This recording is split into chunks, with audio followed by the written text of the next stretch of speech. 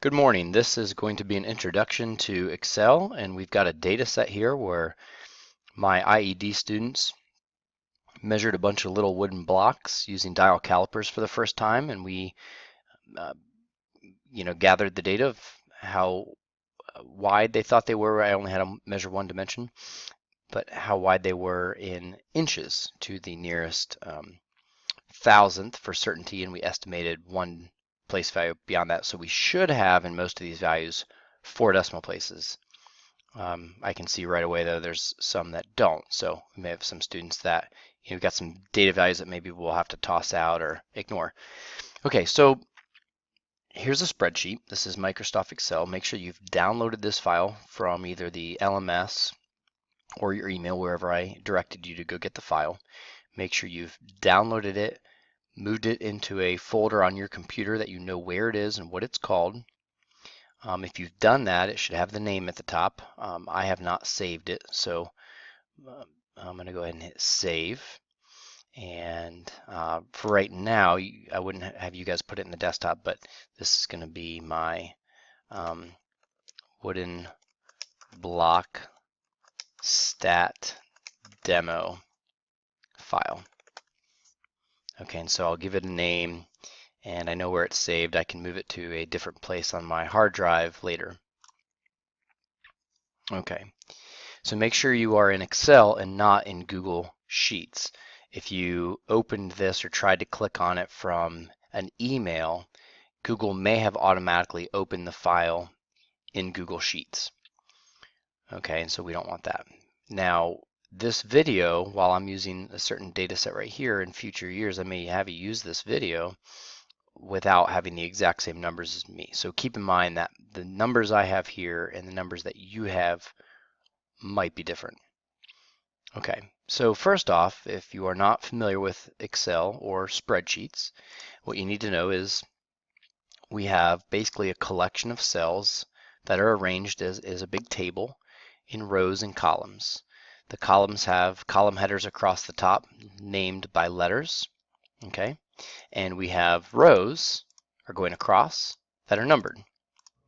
And each cell can contain information or data.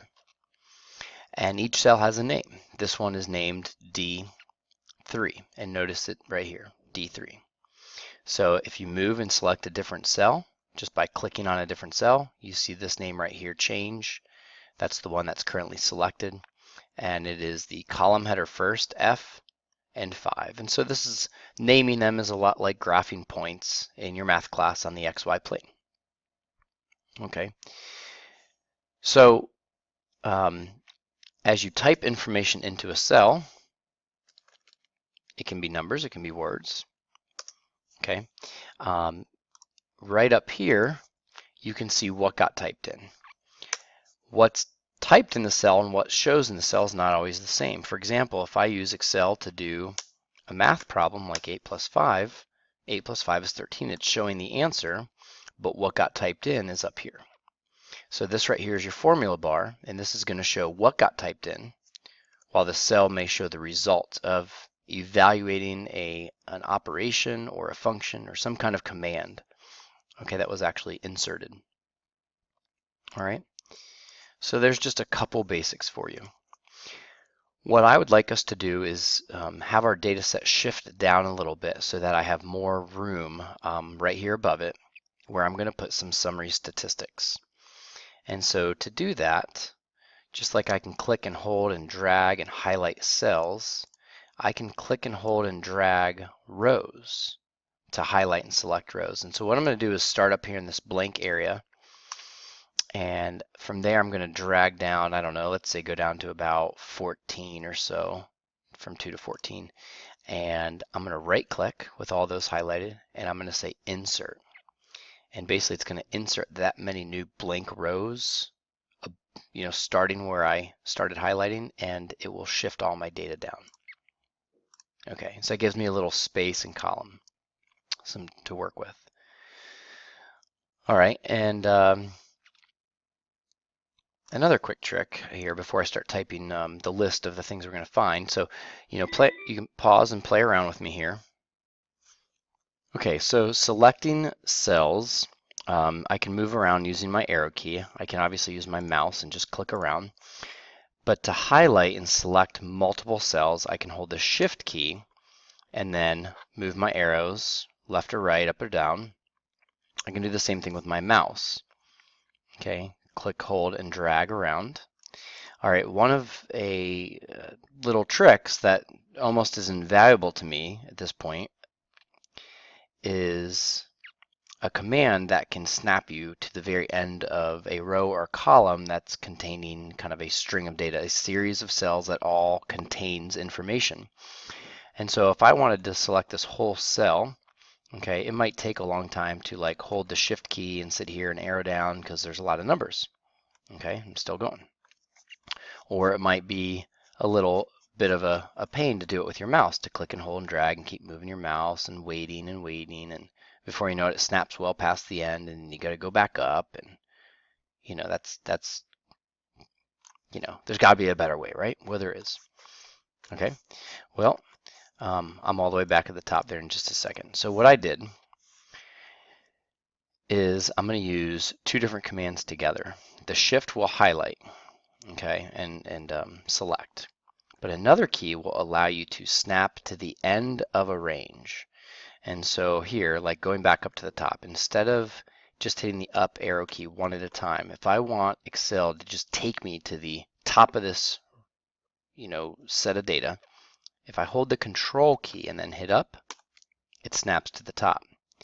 Likewise, now that I'm at the very top, if I hit Control, hold it, and press the down arrow key, it takes me all the way to the bottom. Notice there, that was the last value.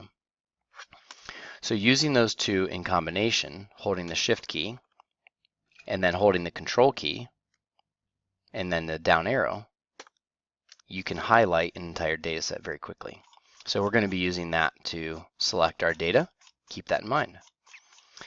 All right, so let's go ahead and list out kind of some statistics that we are going to have Excel calculate for us on these numbers. I'm just going to go ahead and list them out here. Type in with me, hit pause, or let them show on the video and then hit pause and type them in. So I'm going to do mean, median, mode. We will do standard deviation. So I'm just going to abbreviate standard deviation. This is not the formulas that you type in. I'm just kind of listing out.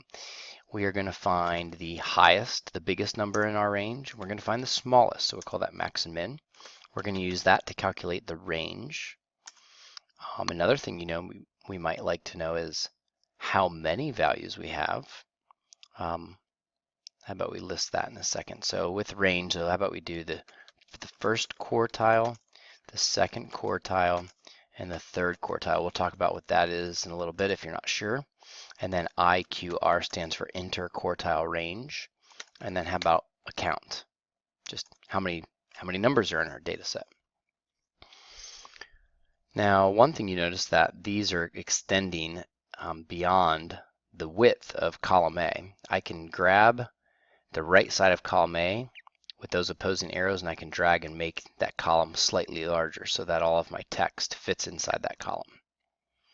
Okay. To do math or to do a formula, you have to hit the equal sign first. So in the cell that I'm in right now, B2, I would like to list the mean or the average of this data set. So I hit the equal sign, and then I will type the command that tells Excel to calculate the mean. And for Excel, they've used the word average. So if you type the word average, okay, and then hit Shift 9 to open a parenthesis, you can see Excel saying, okay, you want me to find the average of numbers, number 1, number 2, etc. Inside the parenthesis, we're supposed to list our numbers, and we do not have to list by type in. That would take forever. Okay, all we need to do is reference what cells, where these numbers are at. And again, I can use my mouse or keyboard, but I'm going to do just a small set right here to show you. So if I click and hold and drag and highlight some of my cells, you can see that Excel is referencing or naming the range of cells that contain the data that I would like the average to be calculated. And so the first cell in my set that's highlighted is at column A, row 16, and the last one is at A20. And it didn't list all of them, A17, A18, etc. Nope, it just lists the first and the last with a colon. And Excel knows to take all the cells from A16 to A20 and all in between and to calculate the average. So Excel is going to add all these numbers up, and then it's also going to count how many numbers are there. It'll take the sum and divide by how many numbers. Okay, so if I close the parenthesis and hit enter, it will do that, and it finds the average of just those small set of values. But we would like to, I'm going to go back into my formula bar and edit that. I'm going to delete that, get back to the open parenthesis. I'd like to get the whole data set. All right, so with my mouse, I'm going to click once at the top of the data set. Now I'm going to hold Control Shift. After holding Control and Shift, still holding down, I'm going to hit the down arrow, and the entire data set just got selected. Look at my reference here from A16 to A388. I'm going to close the parenthesis, hit enter, and I got to scroll back up a couple rows there, but there you go. The mean has been calculated. All right, we're going to repeat the same thing for the rest of these. So you just need for me to know the formula, the command. So for median, it is median. So I type in the word median, and then I'm going to select, so left click on the first one, Shift and Control holding down, the down arrow, close parenthesis, hit enter. And again, if I click on that, you can see what I typed in. So I typed in equal, median, parenthesis, my cell range. The next one, to find the mode, this is the number that occurs the most often. I'm going to type in the word mode. Left click, Control and Shift, being held, down arrow, they all highlight, close parenthesis, enter. Okay, for standard deviation, it is equal, and there's more than one. STDEV is standard deviation. You can see that Excel has these choices, and I'm going to go ahead and use this one, STDEV.P.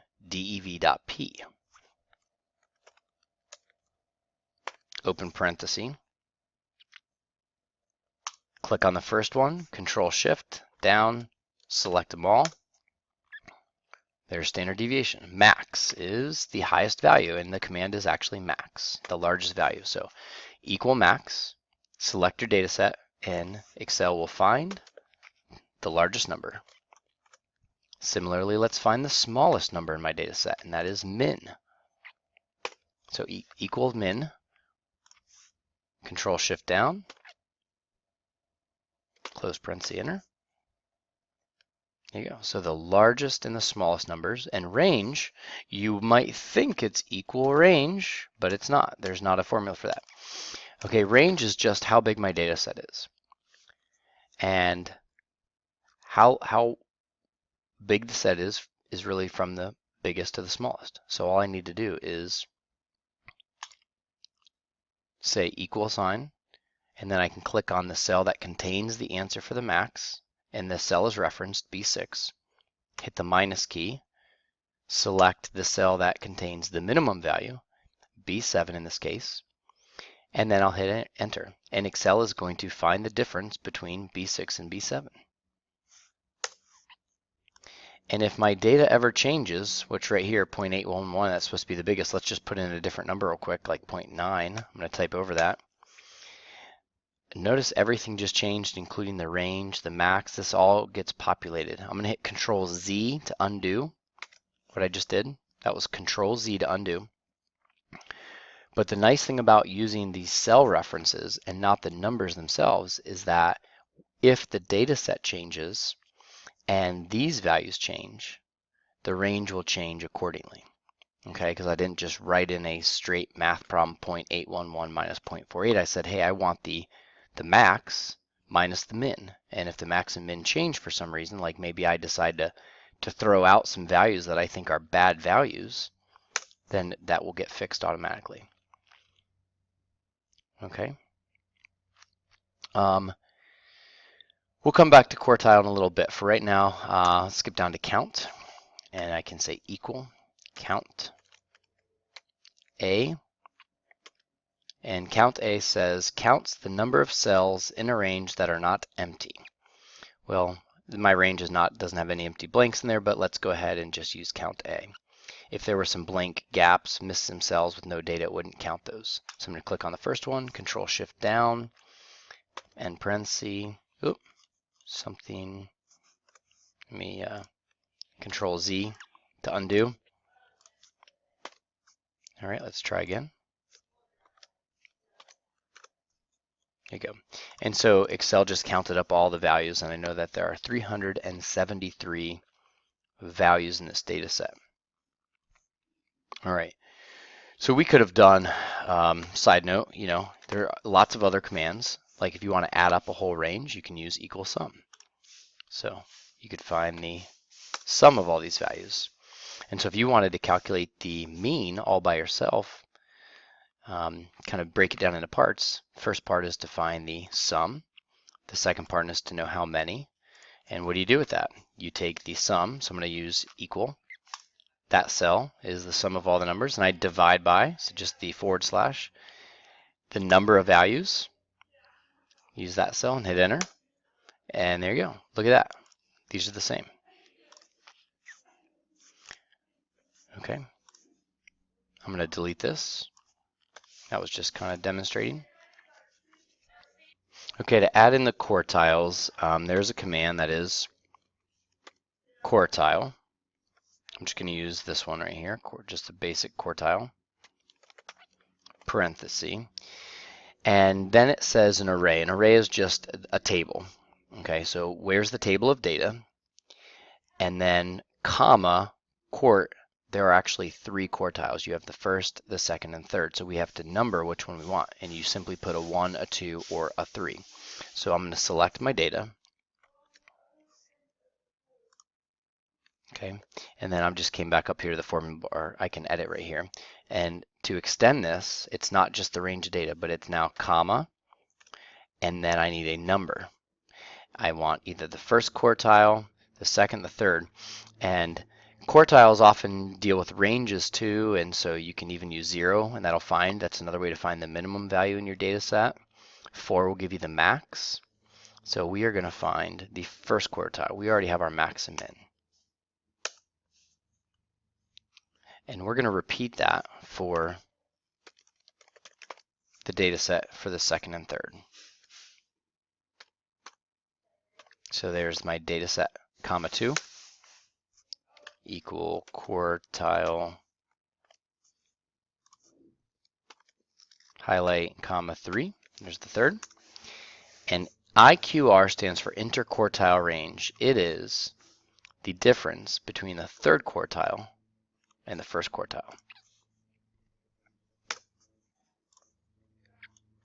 Okay, so there you have a bunch of summary statistics that can be used to help you understand this data set. Next, I'll be showing some other techniques. I'll make a second video, but some other techniques where we are going to do a little more number crunching, and we will get a graph in here to give us a visual representation of our data. The one thing in this video that I didn't show that I should, this data can be ordered from smallest to biggest, biggest to small very easily. I'm going to go ahead and highlight it, so Shift, Control, and arrow down just to highlight it, so it's all highlighted. And under the Data tab, you can use the sort, small to big or big to small. There you go. So now my data is in order. And knowing the values that I was supposed to get, I see some values in here that I might want to throw out that I might think are bad values, but we'll worry about that later.